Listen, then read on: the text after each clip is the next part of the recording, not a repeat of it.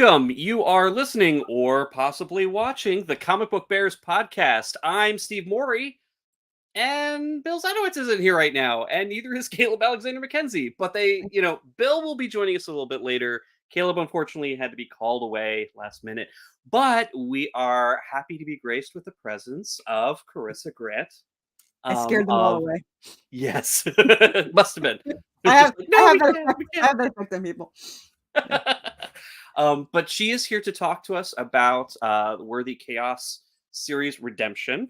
That is currently, I believe, on its 9th issue. That's on Kickstarter, up on Kickstarter. It's only been a year and 2 months.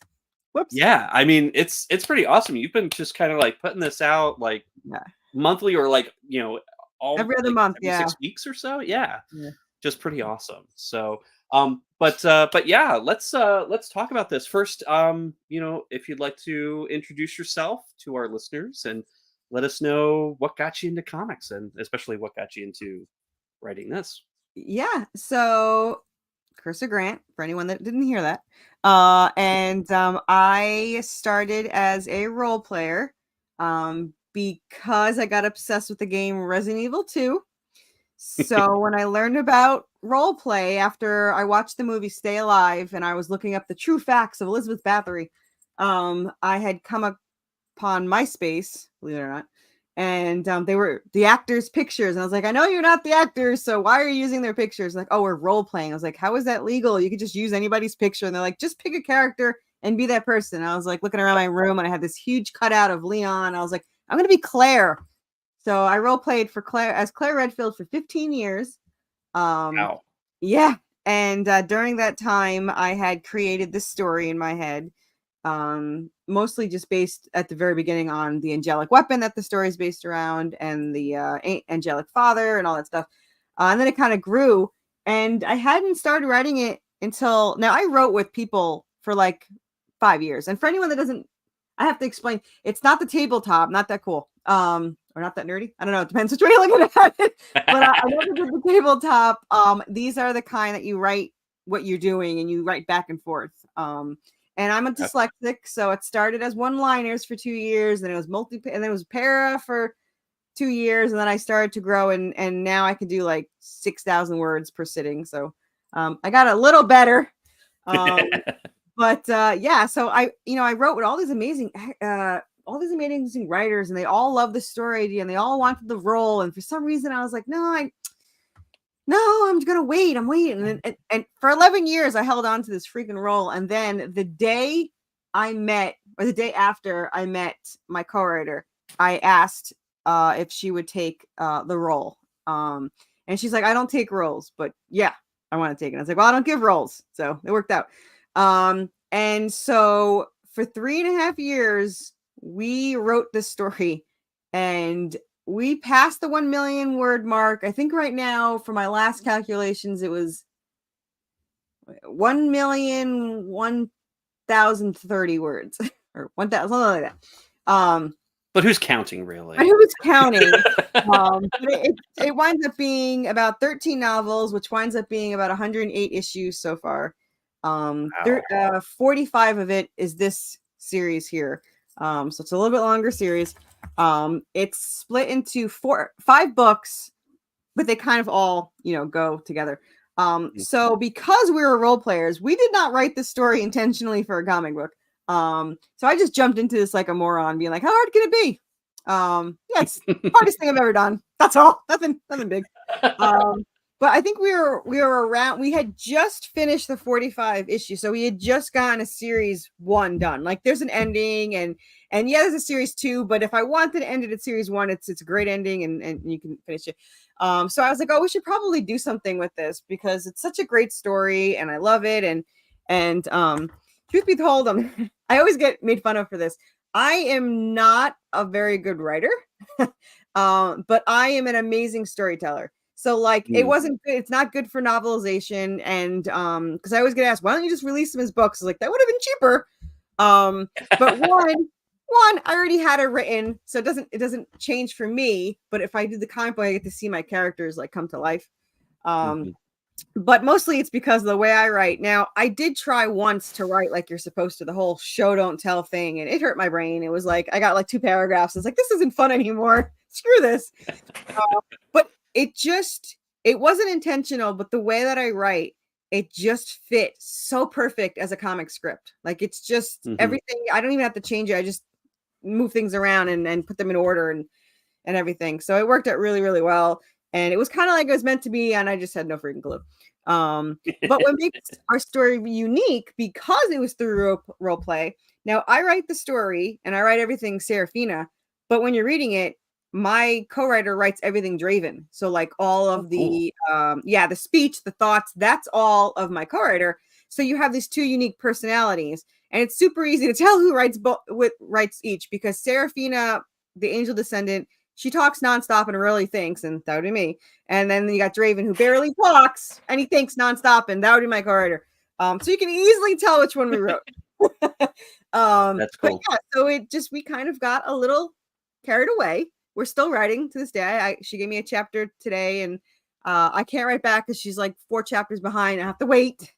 I write way faster than she does because she has to do all the proper words and shit. I was like, who needs that? So we're decided to release it, and we are on issue 9. However, we're in the middle of having 14 drawn, so we're slightly ahead. Oh wow.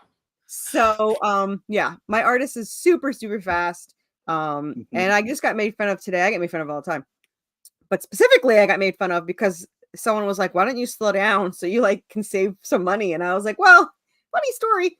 My artist quit his full-time job to draw my comic. He had never worked in comics before, ever. He never been paid to work in comics. And he was the only one. I spent thousands of money and time and hundreds of artists trying to find the characters that I saw in my head that somehow someone else couldn't see it. I don't know what their problem was, but they could not see what I saw in my head. And this artist comes along when I was in, like, I had just lost an artist that kind of was like good enough. They weren't perfect, but they were the closest after 6 months. So they actually, I wasted $5,000 on them. They ran off with like my $3,000, and then I had to start over and all that fun stuff. It was worth it to fund my artist, but at the time it did not feel like it. So I was at the point where I'm like, I have no trust, in the artist field. I have way too much trust in life. But so I was like, listen, I posted on Facebook and Reddit, I didn't know it was a choosing beggar thing now, but everyone took it. I said, I'm looking for test pages. If you're picked, you're hired for a 45 issue series, but I'm taking submissions. Here's my chapters if anyone wants it. And surprisingly, like 5 people signed up to do it, and they were working on it.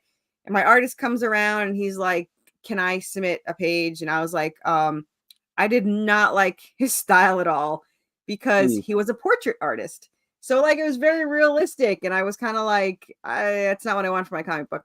But he was super nice. And I said, listen, I have 5 people working on a free page. You have 2 options. You can either do a free page and I'll look at it first, or when they're done, if I don't pick one of them, I'll pay you for a page. He goes, no, do a free one.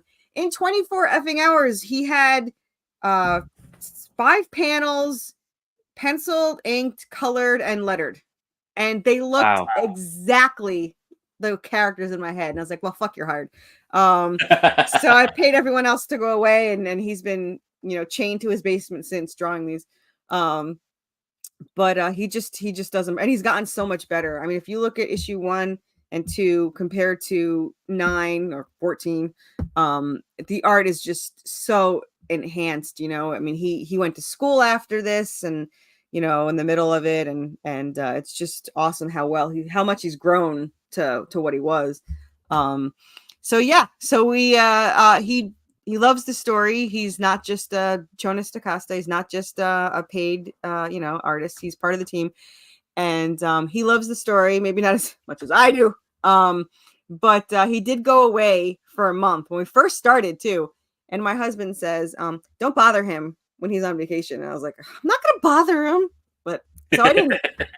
My husband knows me very well. He's like, don't message him any ideas or scripts. I was like, I wasn't going to. So 2 weeks in of his vacation, he wrote me and he goes, I miss drawing the story. He goes, I can't wait to get back and draw the story. And then I had a countdown every day from him where it's like 10 more days. And then So he obviously loves drawing it. I think they had like an emergency or something like 2 weeks ago, and I said, take as much time as you're off. We're only like 5 months ahead. I mean, you could take some time off. And he's like, well, I can't take too long because I'll miss it. I was like, you just take whatever you need. So he doesn't usually work weekends. So he took Monday through Friday off, which is withdrawals, man. I had no pages. It was driving me crazy. And then Saturday, like 20 pages come through. So he had done it when he wasn't supposed to. So that worked out great. But yeah, so we're all obsessed with this freaking story.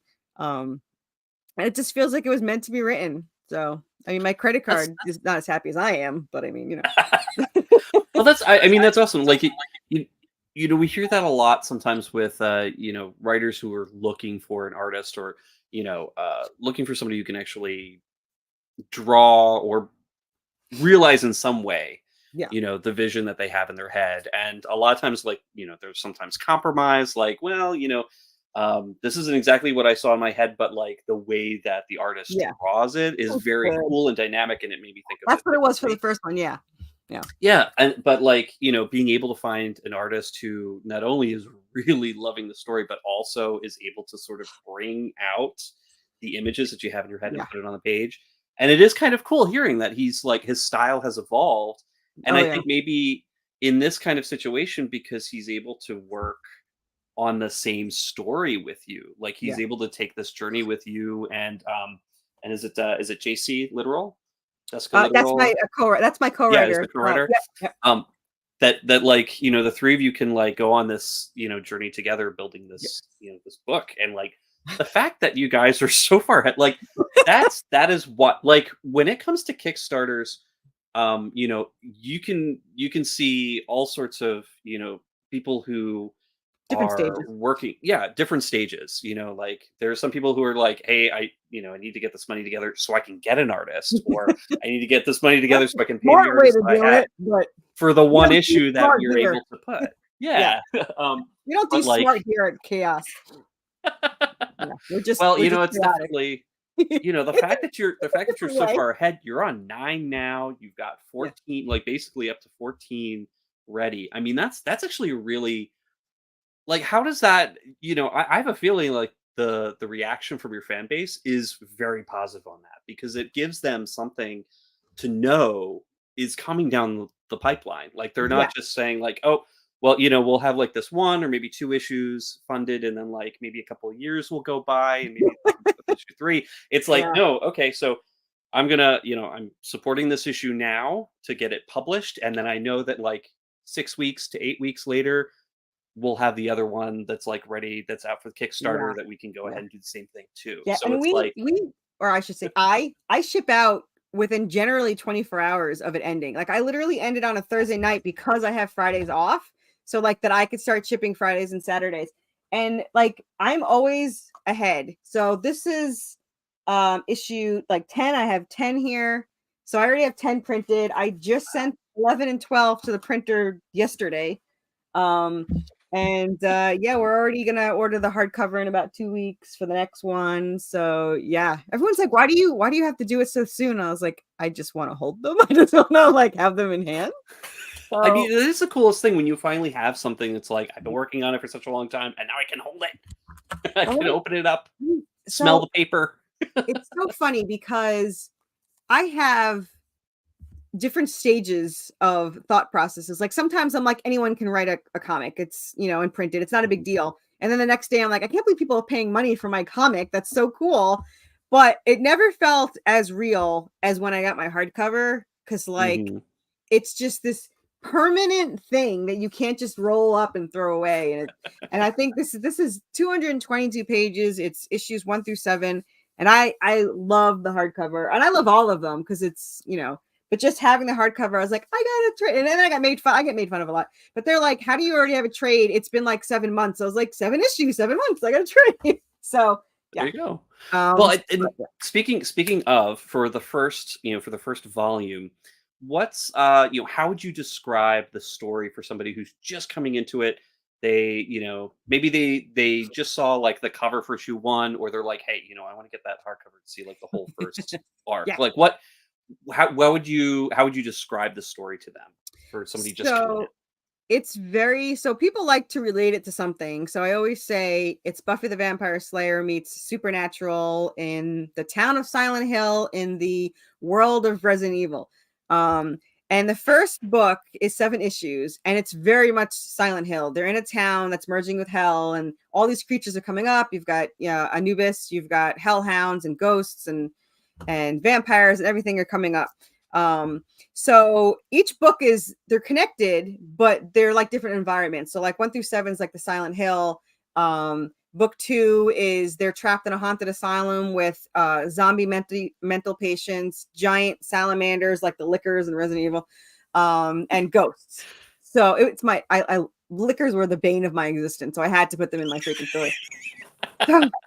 And you're not supposed to have favorites, but I'm going to say it anyway. Book 3 is my absolute favorite. So that's why 14 is like, I'm super excited because 14 is the start of the zombie apocalypse story where they're trapped in a city, that's just full of zombies, and they run into, 2 survivors that are not Leon and Claire, but I think of them as Leon and Claire. I just love it. And I think we're on page 10 inked pages, and it's just, the zombies look amazing, and it's just so effing perfect. But so book 3 is the only story that I wrote before I met by myself with my co-writer.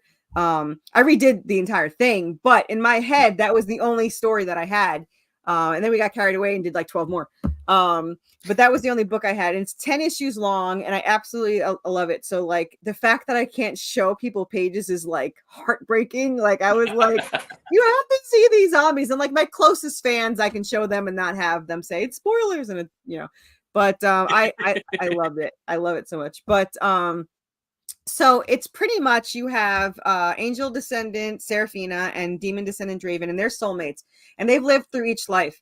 And there was a prophecy written that if an angel and a demon ever fall in love, they cannot be separated or a war will break out.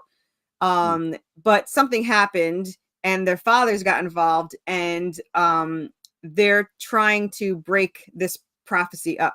So the thing is that angels can't have kids. So Seraphina was created from the angelic weapon that her father used to use to store souls when he judges them on, earth and goes to heaven. So he created her, and after he created her, something happens that I'm not allowed to spoil, but something happens that he needs the weapon back. So he is using the war between heaven and hell as an excuse, because the weapon that Seraphina carries is activated by her soul. So both sides want it because they could tip the scales of the war towards heaven and hell. He wants it for the other reason, but he's using it as an excuse. However, if they use her soul to activate it, she can never reincarnate again with Draven. So Draven would be by himself, which I can't again spoil it, but let's just say it's not good to take away his soulmate. He's a demon descendant, and it just goes very dark, and it's not good for the planet. But so there, it's pretty much a survival horror, adventure that they're trying to survive against all this stuff, and they're learning as they go that they're these descendants that they didn't know, and all this stuff, and obviously they're against losing their soul. So just one of those things. One of those things. Yeah, like, one of those things. I guess I might lose my soul. Oh well. Yeah, whatever. Depends if you're getting like a good meal for it or a new car. Then but so they don't know that their fathers are after them. They have no memories of their past life. They just start fresh each life, and something happened in the last life that made this one different. Their guardian angel did something that he didn't know was bad, and it caused this whole thing. And so he doesn't know what's going on. He's pretty stupid. And he's such an ass to write. I swear to God. So I don't know why I did this to myself, especially as a dyslexic, but he can't use consonants. Like he can't say don't. He has to say do not. Drives me up a wall. It's my fault. I did it. I don't know why, but I did it. So I have to always make sure, because as a dyslexic, I always write the opposite. So if I mean don't, I put do. So this is whole thing. So I'm like, I have to make sure I put the right one. I have to make sure I didn't do the consonant, whatever you call it. And so it's such a pain in the ass, but whatever. I have it. By the way, I got this little Lego. This is the guardian angel right there. There's a little Lego. so that's one thing that I did want to talk about. The thousands of merch. Oh my God. I like merch. That's my name. You've already created this merchandise empire around this, which I think is brilliant. I mean, that's such a great way to get people really, really excited about the characters, about the setting, and all of this. So tell me about Plushy Anubis and Hellhounds. Like, how did that happen? How did this? Um, How like the licking creature salamander that you have right now? Like, how did yeah. that happen? So I'm trying to think of where my angel, my stuffed plushie is in here somewhere. I just took him to a book signing, so now I have to figure out he's got to be back here. Hold on. So this is my as I showed you the liquor. Here he is. I really couldn't go too far because okay, as I fall on everything.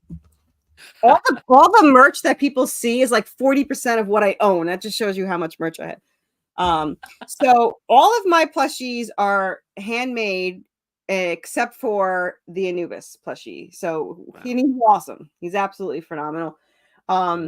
And he came with this. I'm not gonna call it crappy because people are buying it. It came with the foam staff that is not my favorite. So I kept it because obviously it's cheaper for people. But I also offer the removable one for $10, and like he could take it off. It's a 3D printed thing. Mm. But yeah, so I ordered 100 of these because of course I don't wait till people order them. I just order, because that's the way I roll here at Chaos. So he's absolutely, he cannot be more perfect.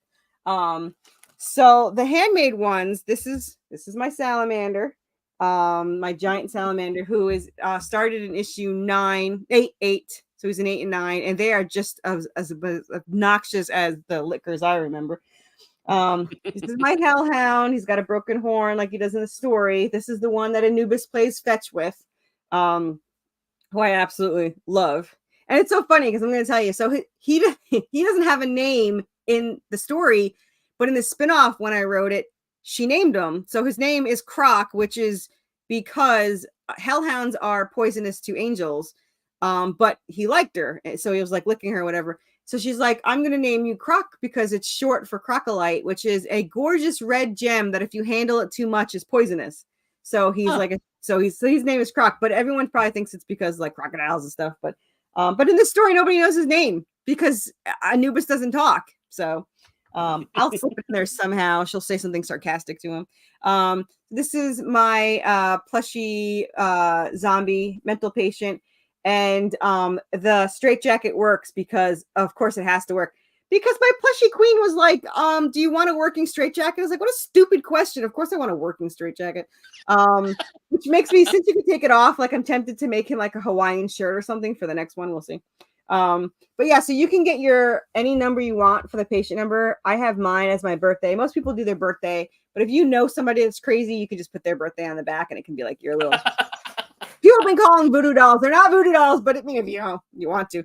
Weirdly, my mother bought one. I don't know why. She doesn't like horror. She doesn't read the comic. She buys one every time, but she thought he was adorable. So there's that. I mean, he is kind of adorable. He Hey, we really is actually do kind of have a comment here from our friend John Westoff. OMG, Carissa Grant is invading my whole life. Yes. Yep. John, you know what? John can bite me because he talks shit about my plushies. But what was that, John? Did you go out and get a plushie made? Yeah, that's right. You went out and got a plushie made. And who told you where to buy it? That would be me. So yeah, you and your little crocodile can bite me. But which I'm gonna buy, by the way, because it's a plushie. Because of course. Well, it's a plushy crocodile, so it probably like the bite won't hurt so much. So, Yeah, and it's so funny bite. because I really think that the crocodile is like my spirit animal, because from the age of 5 to like 22, I always dreamed about crocodile, like alligators.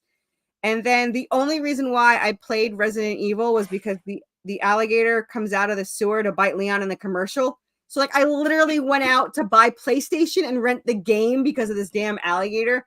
So exclusive note, there's an alligator in every book. So but so this is the new plushie for next one, so you get an exclusive.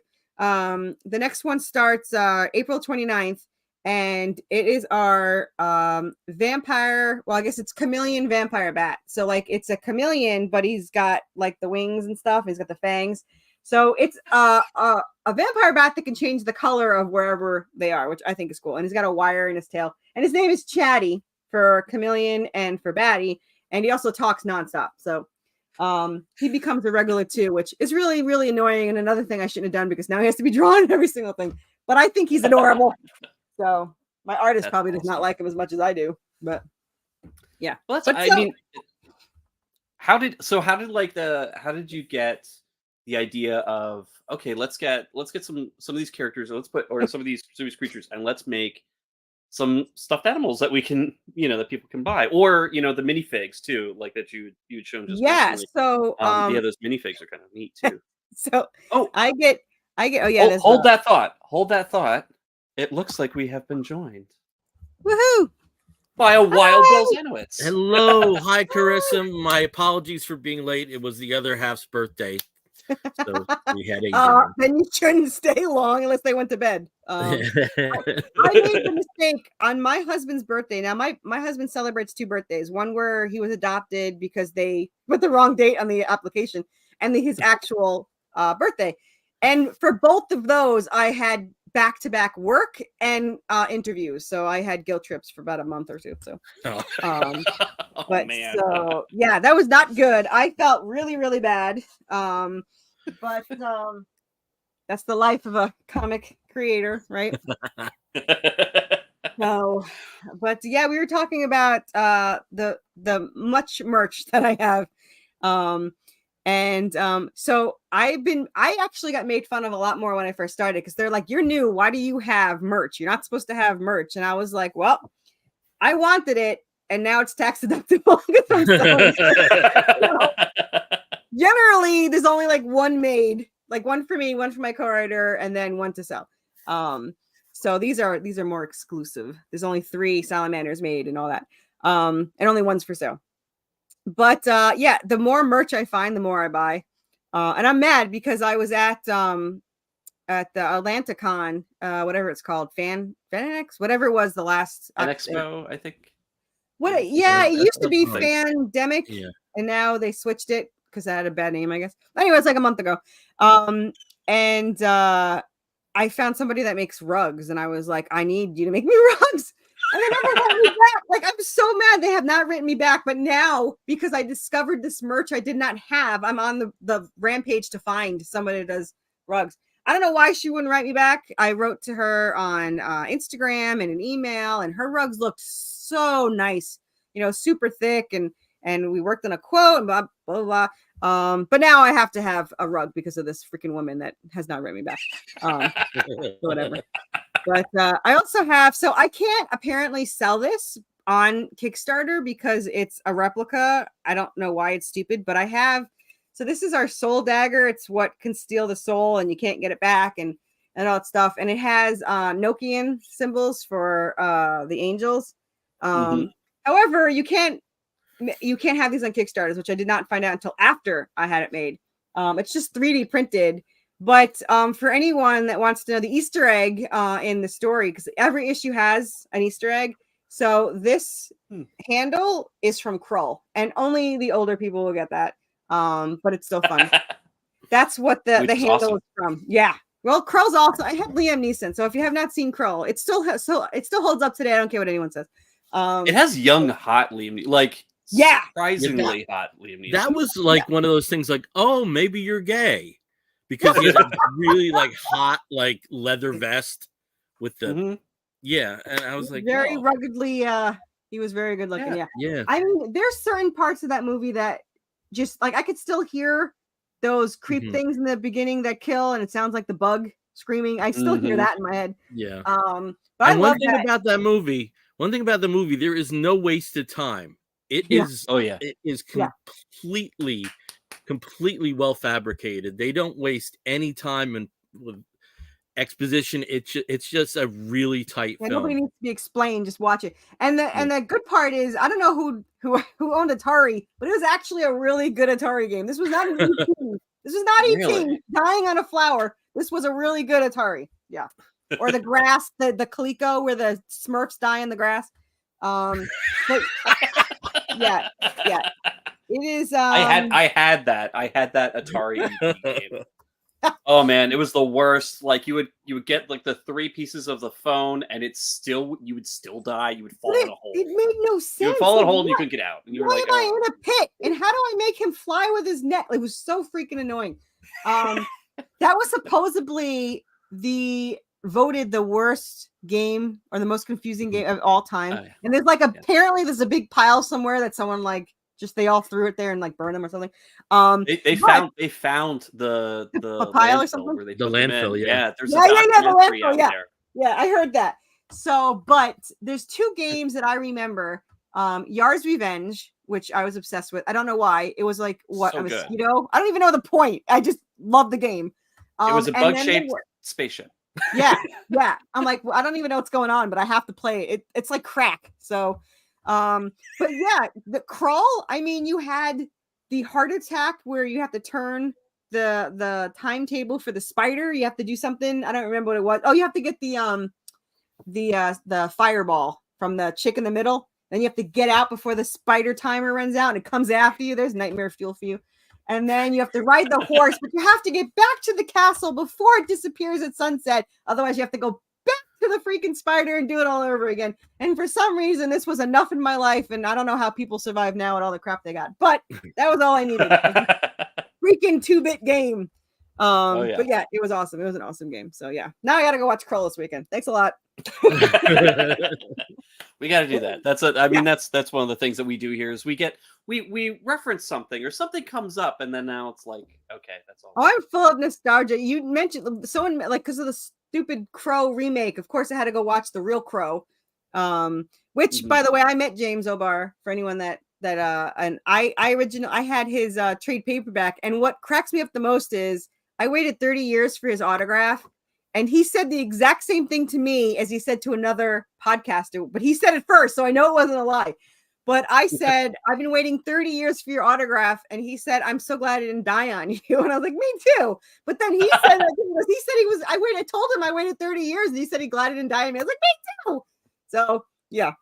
But I had that graphic novel for the longest time. And of course, the movie is Brandon Lee's legacy and all that fun stuff. So but yeah, so I had to go watch and I still think it holds up. My husband had never seen it before because he's had I don't know what they did to his childhood, lock him in a closet or something. I don't know.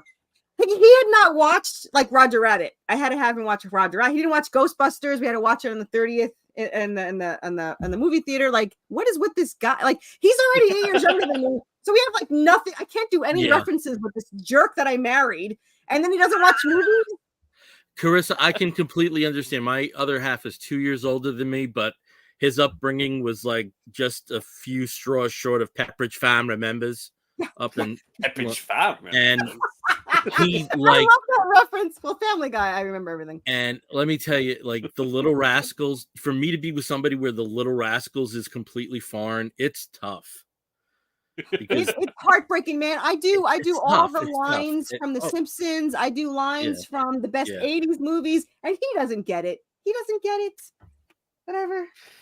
I still keep him around. He's a good guy.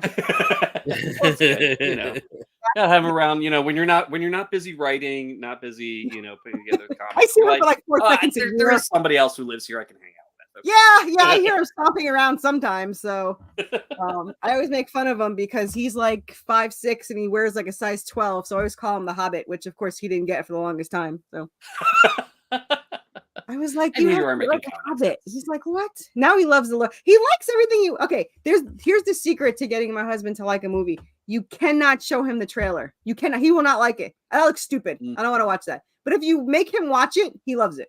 Loves it. We just watched Thanksgiving, which I really think was supposed to be a horror movie, but it was hysterical.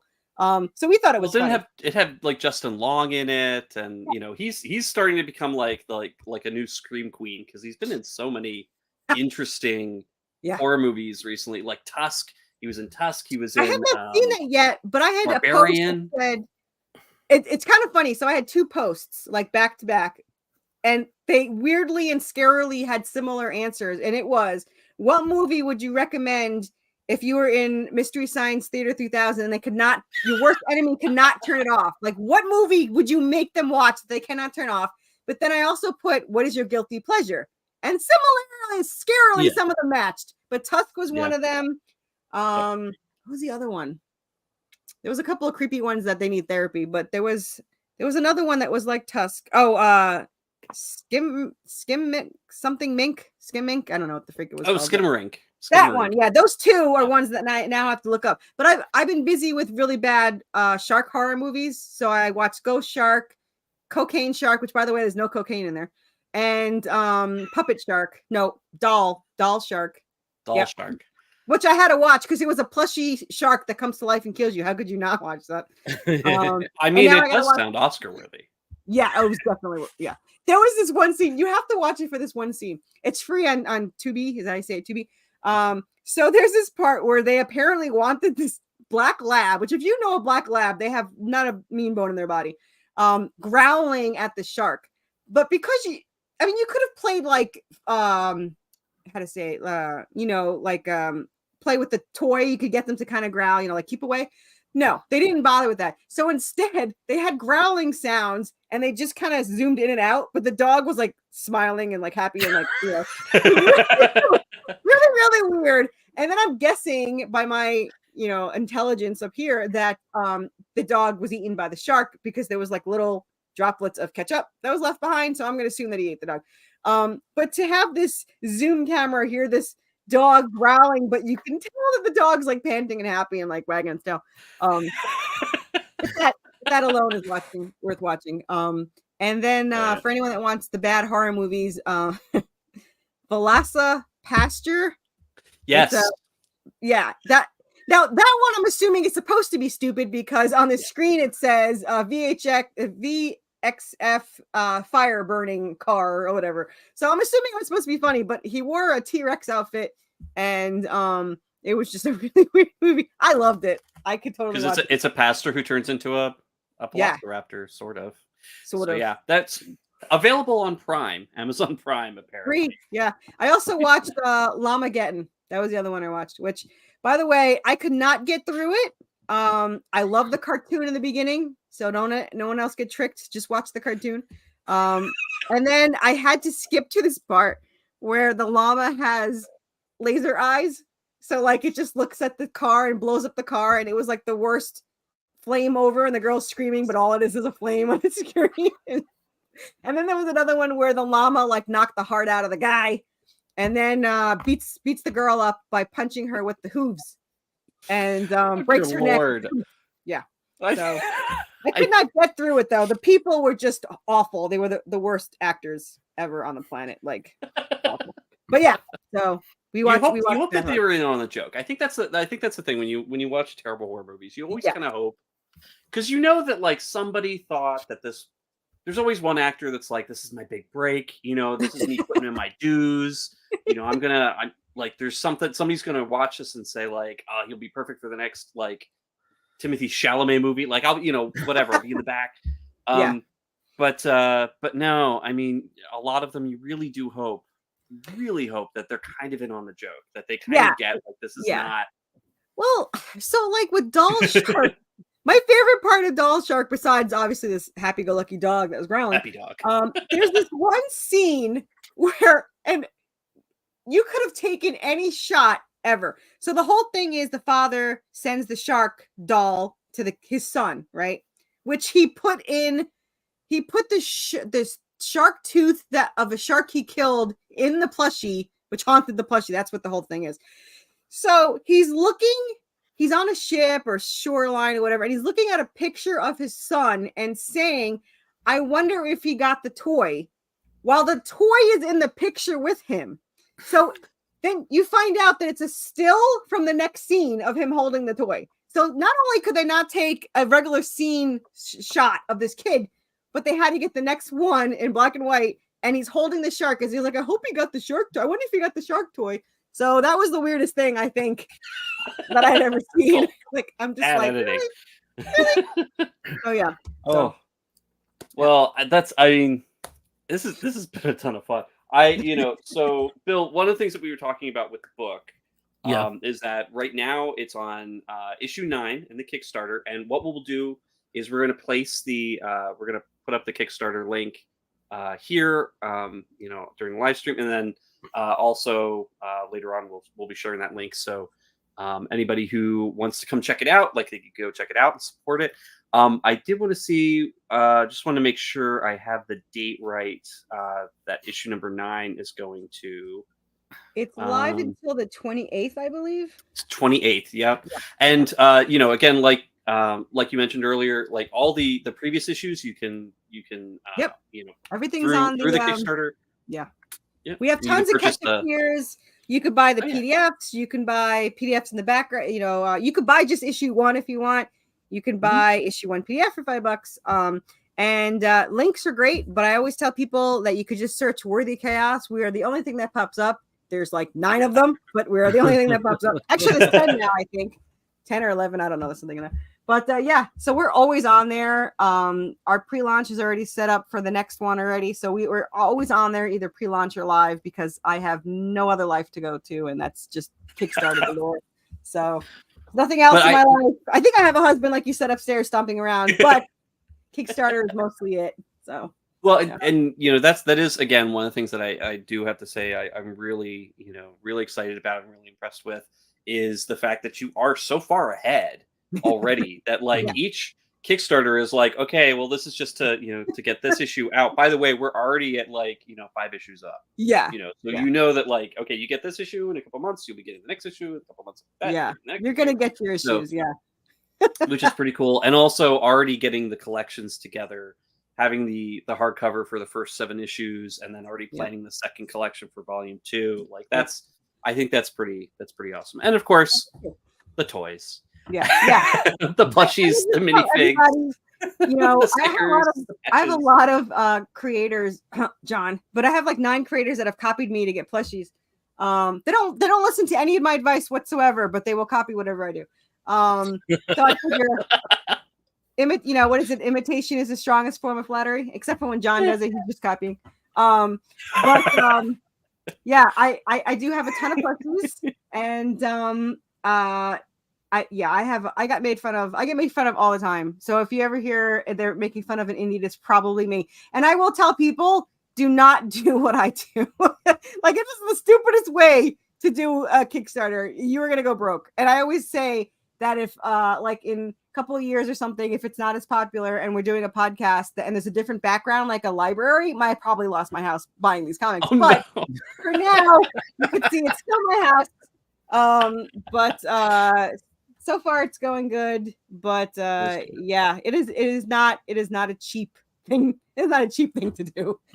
No, I mean that's definitely one of the things that we hear about from a lot of people, and it's a good thing that the crowdfunding is available for something like this as well. And you can also, if you're not buying it through Kickstarter, you also do have the Worthy Chaos website where you can purchase things as well. So that one, we also have the link for that one. Awesome. WorthyChaosComics.com. But yeah, no, Bill, I know you kind of jumped in here a little bit late, but is there anything you wanted to ask or? Well, I don't know what was covered, but I just want to say that I saw some of the materials and I'm really impressed with it, and just all the best of luck with the. I like your shirt says "I'm here," and now you're here. So. Oh yeah, I'm here for the booze. It's well, I love it. Very well done. Yeah. Love it. I was actually gonna come just sit down and what I had, but at dinner, so much of the meal ended up on my shirt that are those like graphic novels behind you? No, these are all CDs and. Okay, that was gonna be my. I was like, I'm gonna probably say whatever I choose is gonna be wrong, but that was gonna be my second guess. But, yeah. That's a lot. That's a pretty big collection. Yeah, it's scary. So if it makes you feel any better, you fortunately cannot see them because they're scattered around the house. But I have pretty much the world record for the most Donald Duck items. So I have over 4,000. And the world record's for 2,800. So I just have been too lazy to count them all. But yeah, so now all my money goes to this. So the Donald Duck fans out there are safe. But there's no more buying anything except for this comic stuff. But fortunately, I love it because I get plushies. Yeah. Vince to never hear acoustic insulation as a comment. Yeah. For Well, Bill's I always forget to mention this, but we actually have 2 of our own songs that were written and performed by Permissible Indulgence, and the lyrics are on the Kickstarter. They're like $3 each in the add-ons. And if you listen to the video, the first song you hear is the new one. You can't hear the words because it's not there, but there's a part that says zombie zombie. It's a zombie song, and my only one person knows it. So when we're on podcast, she sings it. No one knows what she's singing. But then the second one is our first song. So you can hear when you pay $3, you get the instrumental and the vocal of the song. So it's a really good song. And That's awesome. Yeah. Nice. Yeah. There's nothing I can't find to spend money on or to buy or merch or to merchandise. That's now I'm after the rugs. So that's my new thing. The damn rugs. The Worthy Chaos Empire. You can get the book. You can get the song. You can get the rug soon. Coming soon. Soon. Yeah. The Kroll Knight. Yeah, there's things And the like Kroll Knight. I don't even set like there's mugs over here in boxes that I have not shown anybody. I have, other 3D statues. I have other coins that I haven't sold yet. I mean, there's a ton of stuff around here. The new coins and necklaces and stuff. I'm like drowning in my own merch. So that'll be the new. She died, but all the merch falling on her, and her legacy will live on as merch queen. So. But that's also really good because that, when you go to a show, when you go to a convention, you've got something for everybody. Which those is are it's quite the bitch to set up, but people are always like, "What the hell?" Like it's just like I'll be in Nashville, June 1st and 2nd. If anyone wants to go to the Nashville Comic-Con in the fairgrounds, I will have my ton of merch, and my Anubis plushies should be there. I'll be playing with them, I'm sure, while I'm waiting. But I love the Nashville Con because it's just busy enough. It has just enough stars that people go, but not so much that they won't go around and shop. Like Lexington was awful. Like I want to attend Lexington, but to have a table there was awful. Too busy, too many stars. I missed the Mallrats when I couldn't have saw them. So it was so loud that you couldn't hear anything. But man, Nashville is awesome. It's just the right amount of crazy, Nice. Just enough chaos. If you ever want to come like a little bit further east, Charlotte Heroes Con is really big for artists and creators. That's huge. It's huge. And I almost went this year. I almost went. Yeah. And there's no like movie or TV stars. It's all just comic content. It's all comics. Yeah. I might have to do it next year. Do you go? Do you guys go? Oh yeah, we go every year. Yeah. Nice. So maybe I'll set unless one of us gets COVID. No, that was me. You don't say this. Or one of us has a gout attack at the hotel and is in a wheelchair for a day. Wow, that's dedication. I did get to push you around the auction though. That was cool. That was cool. That sounds awesome. I haven't even attended it. I really do want to go. I plan all my vacations around cons because it makes the con tax deductible. It makes my vacation tax deductible. But yeah, I think I will plan for next year because I looked at it and it looked very scary. So I do want to try to attend it. But it looks huge. I mean, it looks really huge. It is huge, but they do really good by indie creators especially. But there's always a lot of space and a lot of it was like wasn't it like 2,000, 4,000 tables or something? Sounds about right. Yeah, that sounds about right. No, there's a lot. Yeah, because they have like at least 1,000. Yeah. Wow. Yeah, they've got a lot. Yeah, they got a lot. But awesome though. And you're not competing with like TV and movie people or anything like that. Yeah, I mean, I went to Fanboy last year and I was so mad because I wanted to go wait in line to get Sean Astin's autograph, but no, I'm behind the damn table. So I could not go, and I missed Kevin Smith's, and so I'd rather attend them than have tables. But I will be at Nashville because I can go still see the stars. My husband watches the table; he cannot talk to anybody, so all he does is text me to come back, and his code, quote unquote word is kettle corn, which I said first that's 2 words, and second they can't see what you're texting. Why do you have a code word? But yeah, so I'll be talking to another indie and I'll see kettle corn come up on my screen, and I'm like, okay, well I gotta go. So yeah, good times. Oh, that's awesome. Well, hey, I'm just really excited that you joined us for tonight. And, unfortunately, Thank you, Caleb couldn't Randall. be here at all. I know he would have had a good time. So, Well, I'll have to come on again when he's here. Yeah, absolutely. Yeah. Absolutely. Maybe And, October, because I should have my next hardcover, and it's my 2-year anniversary on Halloween. So ooh, yeah, I do like started to think about last Halloween. Spooky 2022 Halloween. was my first day as a Kickstarter, and then I celebrated my 1 year coming this past one with the hardcover and yeah, just any excuse to do anything on Halloween. So Hey, it's a good excuse. And, Right. a book like this where it's a horror book, it's supernatural, it's got a lot of the elements that sort of make Yeah. that exciting. I think that's perfect time to really celebrate that with yeah, the genres.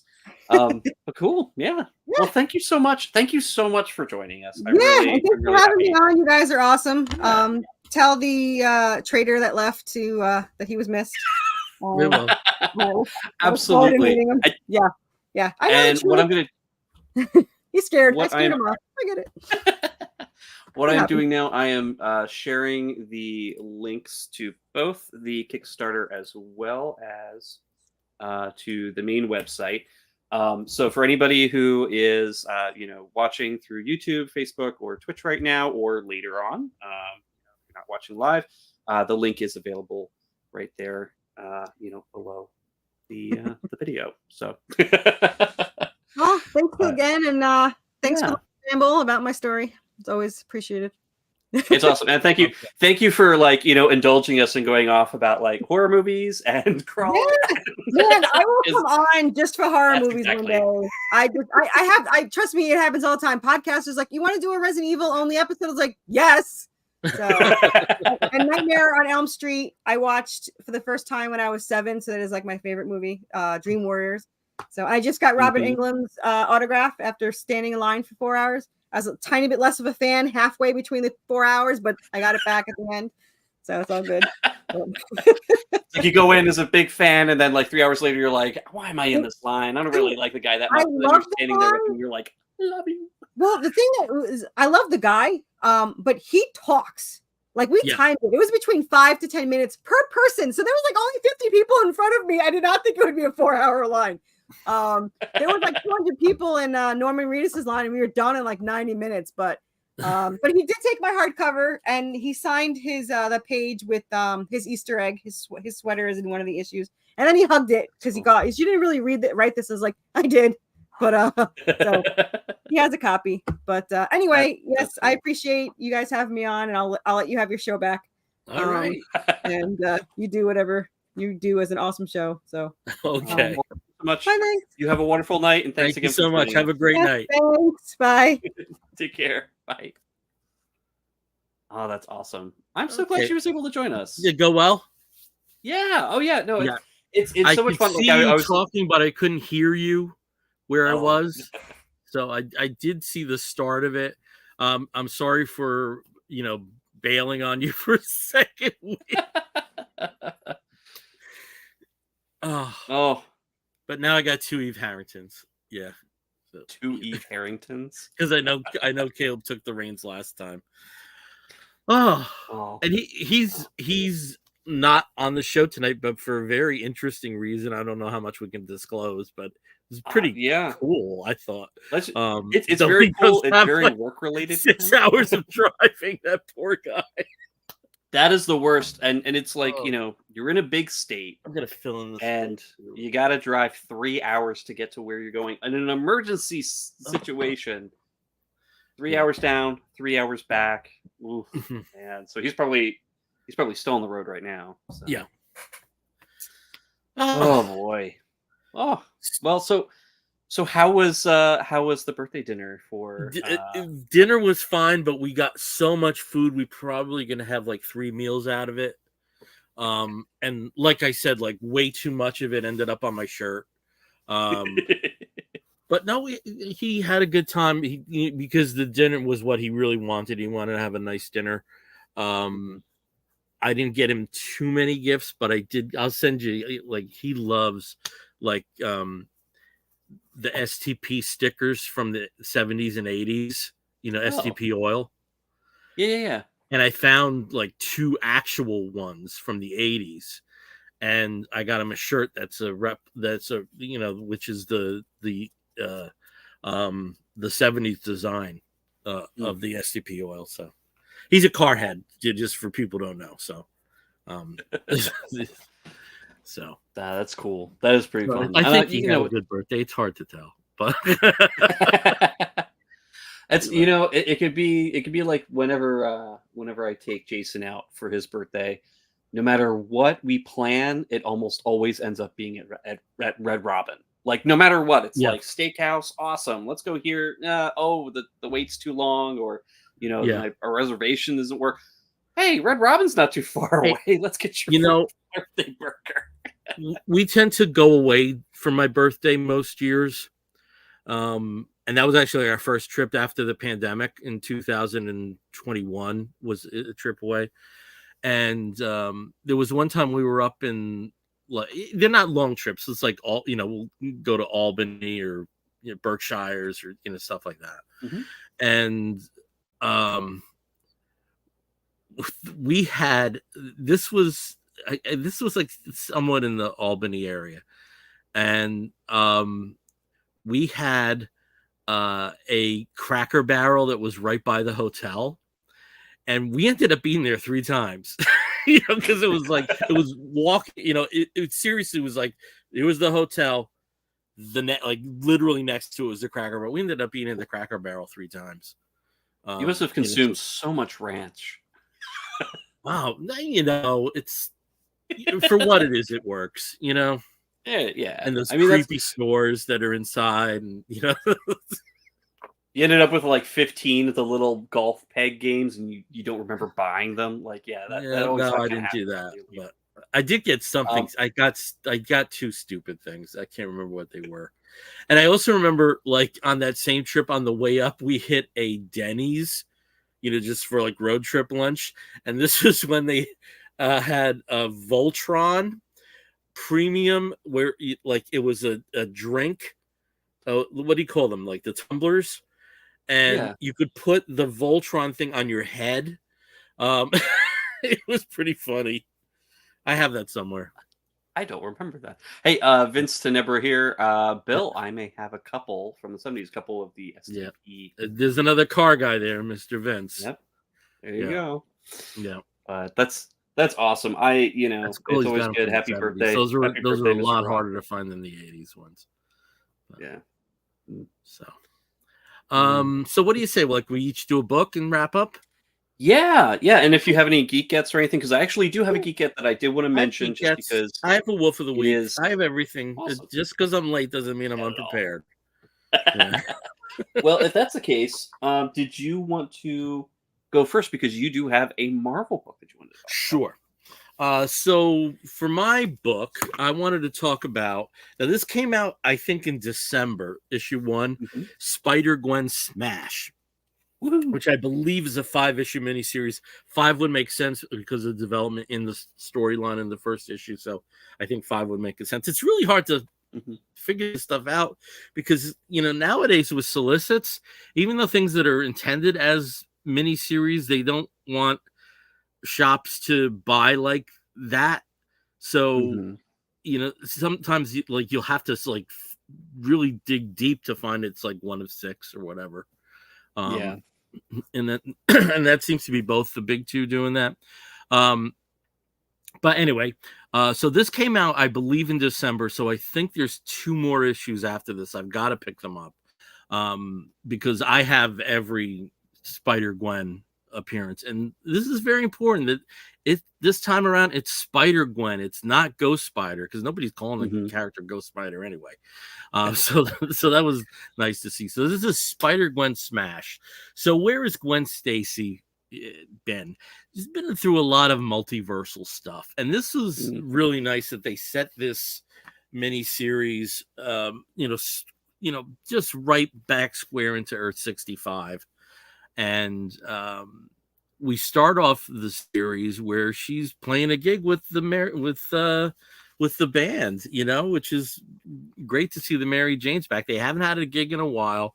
She was really bad with practicing. And one thing that I think is a really nice development is she, you know, after everything that she's been through and, you know, been to like different versions of Manhattan and, you know, cosmic stuff and that version of Sue Storm that she had all that shit with, and you know there was a lot of stuff going on with Gwen in the past few years. You know the trans-dimensional relationship with Miles. You know there's a lot that's gone on. So she's home and she's really enjoying spending time with her dad, and there's some really nice scenes in that. So she's trying to balance, you know, just trying to get stuff back together. Trying to live like a fairly normal life after all these cosmic adventures. So she plays a gig with the band, and it goes fairly well, but there's an influencer who wants to be a supervillain who disrupts everything. So Gwen becomes Ghost Spider, and the girls don't really appreciate and it's actually very comical, the whole sequence. I don't want to give stuff away because there was one line that like it was one of the laugh out loud lines, but just accept my words that it's pretty comical what goes on after the gig when she becomes Ghost Spider. So she's talking with Mary Jane, and Mary Jane's like, we've got this offer to go on tour with this hot band as the opening act, and we want to do it, but you've got to promise no Ghost Spider. Please, no Ghost Spider. Doesn't matter if the building's burning. It doesn't matter if you know if like alien robots are coming to massacre everybody. Please, just no Ghost Spider. So Gwen agrees to that. So who is the band that they're going to go on tour with? It's a band called Dazzler and the Uncut Gems. And this version of Dazzler and her band is an interesting lineup. The drummer is Lila Cheney, and the guitarist is Rick Jones, and their manager is Natasha Romanoff. So, you know, in keeping with the Earth 65 tradition of just weird circumstances, you know, right from the get-go with Matt Murdock, just weird circumstances that these versions of these characters are in this particular world. I don't think I ever had Natasha as a rock group manager on my expectation card. But they decide they're going to go on tour, and as they go through this, of course, something happens at the first gig where Gwen has to go Spider out. But it turns out that both Natasha and Dazzler, they're aware because they've had their own dimensional adventures, and that kind of bonds them immediately. And so they're going to go on tour. They did one gig. They're going to go through three more gigs, which, as I said, that kind of makes sense. But there's someone pulling the strings behind. So we don't know exactly who, but I got to tell you, this was so refreshing after a few years where Spider-Gwen didn't feel very Spider-Gwen-y. If that is, if that's a stylization people can accept. The art is very Rico, which is nice to see. It's by a penciler who I've never heard of before, Enid Balam, and the writer is Melissa Flores. And unless I'm wrong, I think there was an annual, but I do believe this is the first time where the principal creative team were all female on Spider-Gwen. I believe. I'm not, I don't want to put hand to Bible on that because there's been a bunch of miniseries. You know, the property has basically propelled itself, you know, the last 3-4 years on miniseries. But especially, you know, the conceit of her being in a band was one of the most enjoyable things when the character first hit, you know, that they're dedicating it, you know, principally to that in this series. It was like, okay, it was like, Bill, okay, here's one written for you. So I was really happy to see that. And it's just a vibrant, really, really fun romp. And can't say that it's been the you know, can't say that there's been the status quo for the character recently. And like I said, you know, more than anything, seeing that it's titled Spider-Gwen, immediately gave me, the giggles, that, they get it, Yeah. and Well, I mean, I'm that's I'm awesome, and just like really bringing. happy, and I think you'd really like this. I think especially when they get to the Dazzler and the Uncut Gems, because you literally turn that page, and you're like, oh, Well, it I almost think you'd enjoy this. Yeah, what's funny about that is that it almost sounds like it could be sort of a gem in the hologram situation, except the rival bands actually kind of, instead of being the misfits, they're actually kind of cool, yeah, and like friendly, and kind of understand the whole superhero alter ego slash bassist yeah. situation that Gwen's going through. Um, I'm really impressed. I'm really happy that they actually brought Spider Gwen as Spider Gwen back. Yeah. Because there has been a lot like multiversal shenanigans that have been going on because she's become such an important character Yeah. in that Spider Verse kind of Right, and world. that's Not just principally how the yeah, character's known, and that stuff's great. I don't want to say yeah. it isn't, but going back to the roots, and it's so weird saying that Mm. because it doesn't feel like the character is that old. And what is it, like 10 years maybe now? About 10 years About old. like Yeah, like at least eight. At least eight it's been. yeah, And it's just a really nice reset for the character. And yeah. again, it's going back to what made that character special, but at the same time, it's a story that's forward moving and not necessarily steeped in, I can't say it's 8 years ago is nostalgia, but it's Life moves fast in the it's comics world. acknowledging where the character came from and trying to, you know, make it progress, but in a different area than it has been in the past few years. So Yeah, really fun, and I've got to get the other issues. I've got to get that's the other awesome. issues. I'm excited for you because it seems like the Spider-Man universe has been good to you this year so Yeah, far. I mean, so first we talked far, about Spider-Man so number far, and one. it's so funny because like DC guy trying to get caught up, and these two books this year have really knocked me out. I mean, not Awesome. Ultimate Spider-Man was like that's like Citizen Kane, and this is you know I don't know what's an average 1940s 38 film. I don't know, holiday, but It's the gangs all it here. It's works. whatever It the works, Alice Faye vehicle and is. especially because like I have not been impressed with the touch points where I have dipped my toes in the Spider Verse recently. Hmm. The Dan Slott's own series Spider Boy, I could care less about. And to be able to go to something, unfortunately, it's alternative universes, but there's something there that's really enjoyable. So Yeah, that's cool. I'm flip. that's awesome. So for me, again, continuing the tradition of not having a lot of big two stuff. Um, but when I first came on to Comic Book Bears, the the publisher that I was always talking about was Valiant. When Valiant had their big resurgence, like that like I every other episode or so I was talking about EXO or Archer and Armstrong or There was the Renegade stretch or where if Harbinger. you weren't talking about Valiant, Matt was. Matt was Yeah, exactly. it was. We had a So, Valiant book every week for at least 5 months.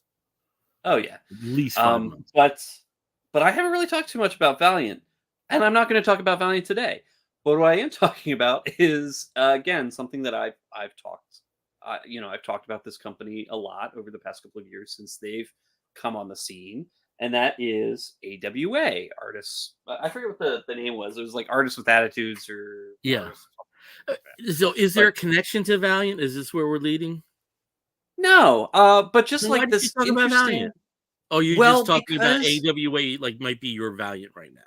yeah, Okay. and the fact that AWA also, aside from doing like a lot of really interesting miniseries that aren't necessarily connected to each other, they're just sort of one shots, kind of like a very indie publisher. They have their own connected universe. So here's the Valiant connection in that they've been building this sort of connected universe over the past couple of years, and the sort of the inciting incident of what created all of these superhumans is this worldwide pandemic. And ironically enough, it happened about the book started coming out about the same time as the Yeah, COVID pandemic. yeah, like let's say No, let's like at the same time. at the same time. At the same Not time. like it was not inspired by COVID. It had nothing like these have been if anybody's like worked on comics before, it's taken like it can sometimes take years to put stuff out. And it just happened to hit at the same time as an actual pandemic. But unlike COVID, people who survived this actually came out with superpowers. And so they had several books. The Resistance series, kind of namely, has been really sort of pushing this. So Resistance Uprising, Moths, Knighted, the Joneses, Erratic, and I think like a few other things here and there. But they hadn't really had anything really big that connects to this sort of universe for the past couple of months. But they did come out with You and I. And this just hit in February. And it's the letter U, ampersand, the letter I. Beautiful book. JMS, who, again, is one of the big architects of the interconnected superhero universe here at AWA. And Mike Choi on art. And let me throw some graphics up here for those of you who are watching. This book is very interesting. One, I think a couple of weeks ago I talked about Somna and how Becky Cloonan and Tula Lote would kind of switch back and forth and create like different styles completely throughout the book. Mike Choi as a single artist is doing the same thing. And really kind of the conceit here is that you, letter U, is this gentleman who wakes up with no memory of who he is. But he's fully invulnerable, super strong, super fast, all these things. And he's also mentally unstable. So things that he sees are not necessarily how they really are. And Mike Choi does a very interesting thing. So when you see things from Yu's perspective, they're stylized, bizarre, extremely sort of like almost alien and painterly. The colors get very, deep, and there's a lot of like, manipulation of the art. Meanwhile, the actual like reality is definitely a lot grittier, bloodier, what have you. And it's very interesting. And this is also contrasted with the character of I. I is unfortunately is another survivor of this pandemic, but it doesn't seem like she has any powers. She unfortunately is kind of at the mercy of her uncle and aunt. Her father and the rest of her family is all dead from the pandemic. She has no money. She has no place to go, and her uncle's kind of an asshole. Her father left her all this money to take care of her, but instead of doing that, they basically just kick her to the curb and are like, well, if you need the money, then that's your fault. This money is to help take care of you, but we're not going to just give it to you. And so she ends up homeless on the streets. And that's essentially where she meets up with you. So, and that's kind of in the very end of this. I don't want to give any spoilers away how that happens. But one of the things I do have to mention about this is the every issue comes with a variant cover that is basically a romance comic cover. Goes back to the 50s and 60s, the Marvel romance comics, and you have a lot of these really interesting sort of, you have a lot of the thought bubbles with something, something This kind of is exactly like an issue of My Love or Our Love Story. Exactly, and there's Marvel. so many. There's several of these. Every issue is going to come out with a variant of this. So if you like that aesthetic, just for the variant covers, because obviously the interiors are all the same. I recommend this on that alone because the art is beautiful, and there's a lot of artists that are contributing to these romance covers that I think are going to pique some people's interests. But again, Mike Choi's art on the interiors, gorgeous. Just fun. Like he packs the panels. Like he stacks the panels. There's so much, in these, in the way that he lays out his pages. And he does like some really interesting focus points and all that, but also, especially with Yu's perspective, you'll switch back and forth and it's so surreal. It's very interesting. So I do recommend this. You and I, if you've been following any of the Resistance, grouping interconnected universe that AWA has been putting out, definitely pick this book up because it's more, it is connected to that. It's part of that. But also if you haven't been following that at all, it's a pretty interesting book and I like the way that it's laid out. So if you're looking for something interesting and new, cool. Give it a shot. Nice. So that's my book. All right. Well, we're going to start wrapping this show up, and one segment that we're heading towards the end is something we call Geek Gets. And Steve seemed to be very happy that he had a Geek Get this week. Sometimes he doesn't. It's his own fault. So apart from that pretty cool Batman poster in the back, it's the Batman for the Gargoyle of Gotham, Raphael Grampa's book. That's, I think 2 issues are out. It's a 4-issue mini series with the black label. Looks pretty cool. I thought that was kind of neat, so I put it up. But my Geek Get is actually, it's a Kickstarter that came in, and it is the John Lee Non-Lee collection. Oh, nice. From our good friend John Horsley and Kate Horsley. Of course, it is signed, which is kind of neat. But also, it came with so many goodies. Some of them I cannot show because they're a little bit risque. But other than those pictures, I'm going to put over there so I don't accidentally show them. Tons of stickers, tons of art cards, and even some advertisements for even more books that are coming up. So I thought this is just a lot of fun. There's so much stuff. Like I opened up the bag and just like all the stuff fell out. So I was like, hey, this is great. And I think I lost a little sticker. But I just thought it was really neat. I've already, I've already read most of this already, but just getting this in my hands was a lot of fun. So yay. Thank you, John. Nice. For my Geek Gets, the Superpowers line continues from McFarlane Toys. And this, actually, within the last week, I've got 2 of the, I don't want to say variants, but they're variants of popular characters.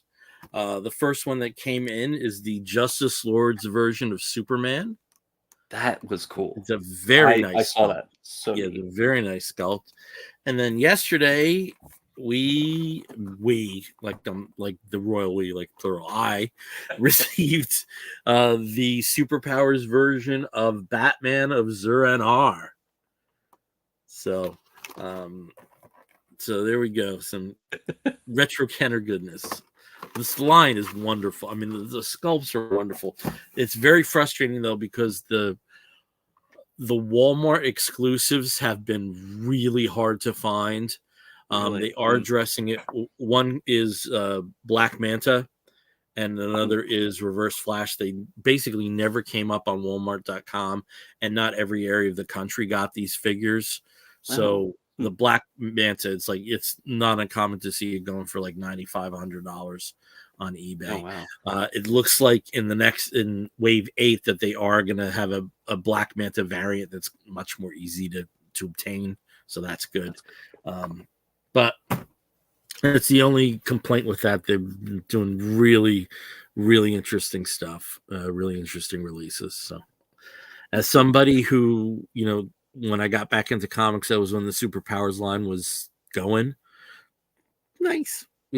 Did nice you ever pick them up at KB Toys?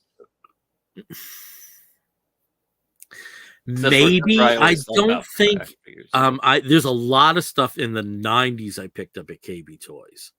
Mm-hmm. Like the Wildcats series and the JLA from Hasbro. Oh, when they had the JLA series from Hasbro. Yeah, that's right. Which I remember originally, like, it was, what was the name of it? Extreme Justice, and then they reformatted them cheaply, and then they had other figures that came out. So I did get a lot of stuff from KB. I don't think I got Superpowers because they were fairly easy to find at ShopRite until the third wave. And then the third wave, the Cyborg is like impossible to find, and it goes for thousands now. I had to get a copy from Mexico of the Super Amigos version of Cyborg. So I did have the entire line, but the Cyborg was kind of had an asterisk.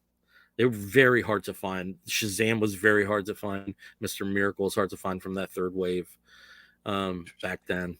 So, but I love Superpowers. Oh God, I love Superpowers. It was interesting because it was like Earth One figures, though Crisis took Earth One away. So it was just like a nice, like, immediate throwback to what wasn't in the comics at that time. It was nice. I remember. I love that line. That was beautiful sculpts. That was the Superman I had. I had the Superpowers Superman with the fabric cape, which I thought was pretty neat.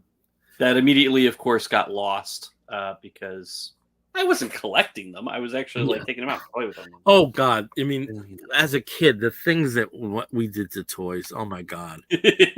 Elevator. We had a game, Elevator Crash, where we took a shoebox and a fishing pole, and we would reel up the thing, and we were both my friend Danny Weaver and I were just so obsessed with the Towering Inferno that with when it's so bad when Jennifer Jones character, it's not so bad that they have her falling off a crane, it's supposed to be a rescue from one of the towers, but she falls off, and it's not just that they have her fall off the rescue cart. They have her smash against the side of the next building. So that was our inspiration for Elevator Crash. So we wheel up these Migos and G.I. Joes and then yank. Oh no, the elevator's gonna crash. And boom, and there'd be like heads popping off of things and stuff. Dumb kids. Oh Jesus, I could have had a Lamborghini from some of those toys, what they're worth now. Jesus. Oh man. Well, hey, we actually do have a comment from Twitch. Hing Kodiak. Can Magneto pick up Thor's hammer? Well, yeah, he's done it before. Yeah, I think so. Yeah, something about the metal properties. I don't know. Yeah, but yeah, I'm not sure when he did. That's very easy to dismiss. Yeah, he's done it. Yeah, he can do it. He's not worthy necessarily of like handling it, but he's Magneto. He's Magneto. I have to show you. Magneto cosplay. This dude gave me a boner, and I never thought I'd get that from Magneto. So I'll have to send you that pic. I don't have it ready. Well, I mean, like sort of like de-aged Magneto in like the early '90s X-Men, where he was frequently like shirtless and massive on. This is different. I'll send you a pic. Yeah, and he seems like a nice guy too when I talk to him. Oh, neat. Cool. Yeah, but yeah, no, I got a boner. I got a Magneto boner. Took a whole bunch of iron pills today, and all right, let's wrap this show up. And when we wrap an episode of the Comic Book Bears podcast up, we do with the segment we call the Woofs of the Week. I got to do this right. In the bear community, if you find a fellow attractive, you woof at him. And we do something very similar here where we present a woof, which might be a comic book or something comic book related, but it also might be a TV show or a film or a charitable initiative, anything under the sun that we think you, fair listener, or possibly viewer, may be interested in sampling. I'll start as I always do with Steve. Steve, what is your woof of the week? Well, it's taking all of my strength not to just gush all about Dune Part 2. Mm-hmm. We will talk about that at some later point. So my backup, of course, is the return for season 5 of Dark Side of the Ring. Vice's God, was that terrible? That was heartbreaking. yeah. About So John Testa. Oh my God. yeah, earthquake. Yeah. My brain. Yeah. So for those of you who are unfamiliar with the series, it basically started a whole franchise over on the Vice channel of Dark Side of stuff, but Dark Side of the Ring is the original that goes through and tells the less pleasant stories, real Tenta. stories. I'm Yeah. correcting myself. It was John Tenta, not Testa. Tenta. But yeah, it goes through the history of John wrestlers. Testa's a friend of mine. Sorry. Poor Doug Testa, man. That goes through the histories of all these wrestlers that some had very sordid lives, some of them had very tragic lives. But it kind of goes through that, and in fact, interestingly enough, one of the critically acclaimed movies of the past several months, The Iron Claw, was inspired actually by an episode in first season. Obviously, the story itself has been, it's been known, but I think the episode from Dark Side of the Ring of the Von Erich family inspired the filmmakers to actually go out and make this movie, which was pretty neat. But it's a very inspirational, not inspirational, but a very fascinating and unique look at a lot of these wrestlers and wrestling history for people who either were fascinated with it or are big fans, and people who may not be huge wrestling fans, to find out about sort of the lives of some of these big wrestlers, big names, and even some less so.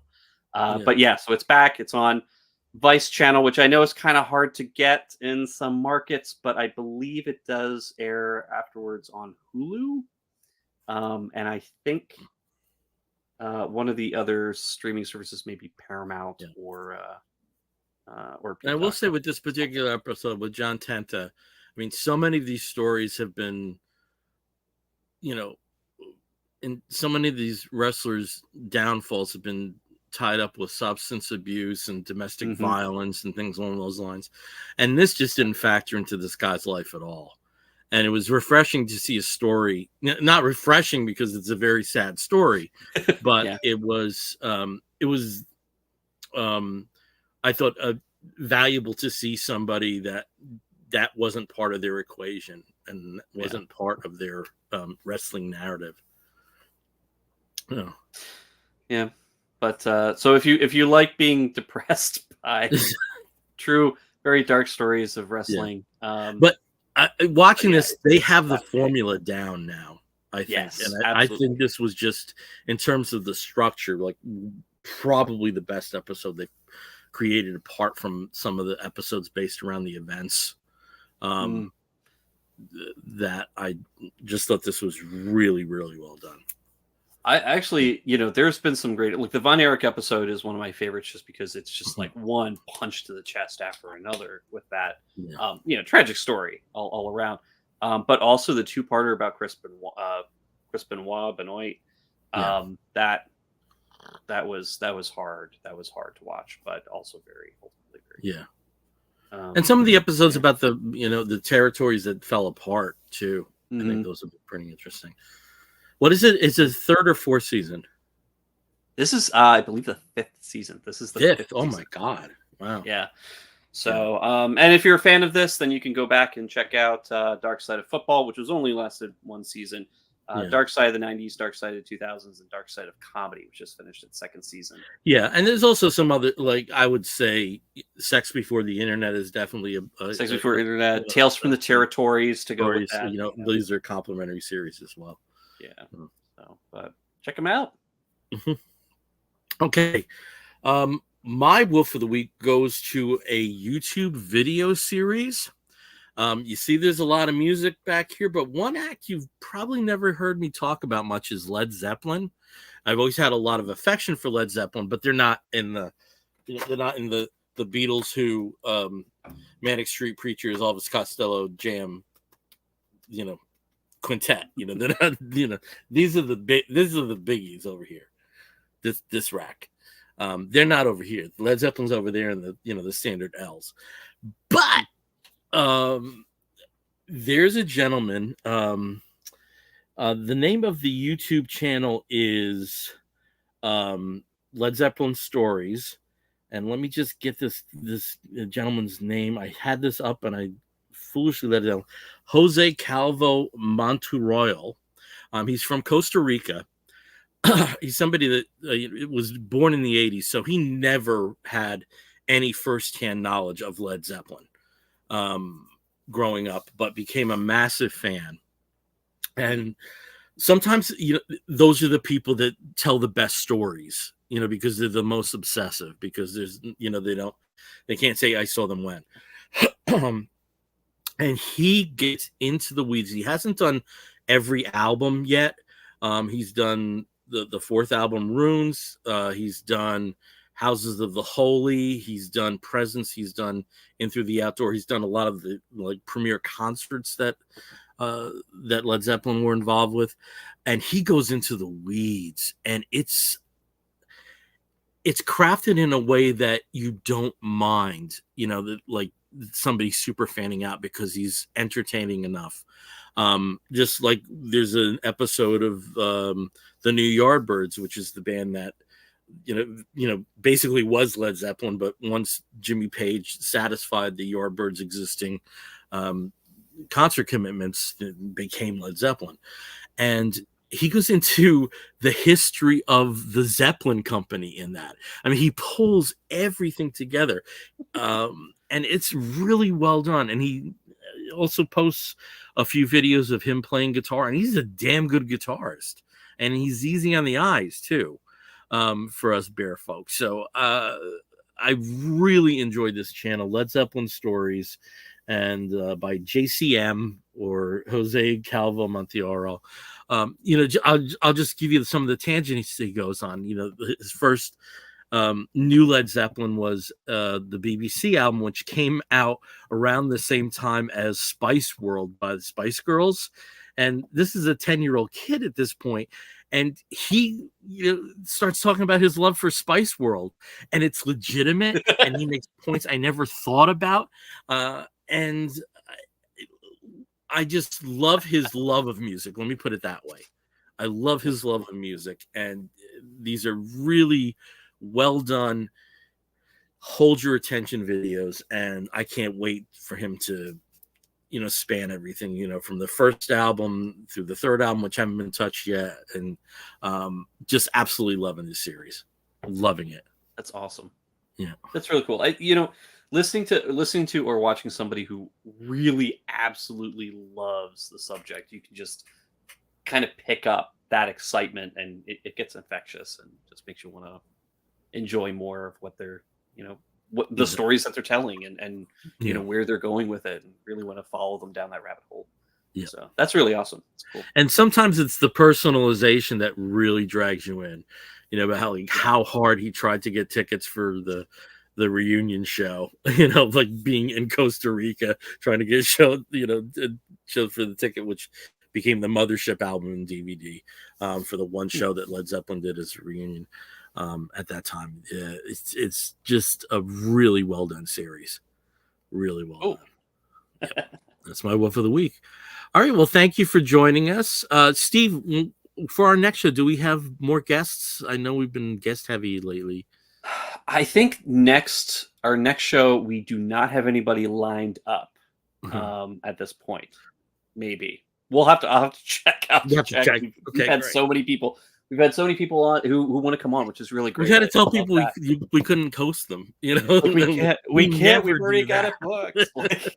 We never. But it's good.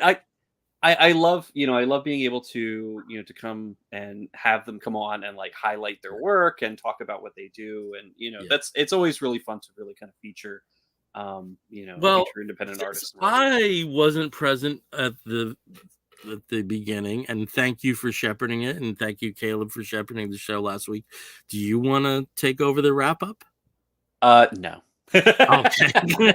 No, that is your role. I do not have the script down. I have not been practicing. I think Caleb kind of goes home after the show, and he just sort of in the mirror is like, if you want to check this out. Like he could just kind of do that in the mirror. Like I'm not there. All right. Well, again, we are the Comic Book Bears. You can find us on the Instagram and the Blue Sky and the Threads and some other portals as Comic Book Bears. You can find us on the Facebook as Comic Book Bears Podcast. If you want to write to us, please do so by sending an email to comicbookbears@gmail.com. If you want to listen to us, you can do so through Apple Podcasts, through Spotify, and many of the other podcasting platforms. Until next time, I'm Bill Zanowitz. And I'm Steve Morey. You're going to hear a woof and an explosion if you're listening to the audio version. We'll be back in 2 weeks. Take care, everyone. Bye-bye. Woof. That's Boom. woof.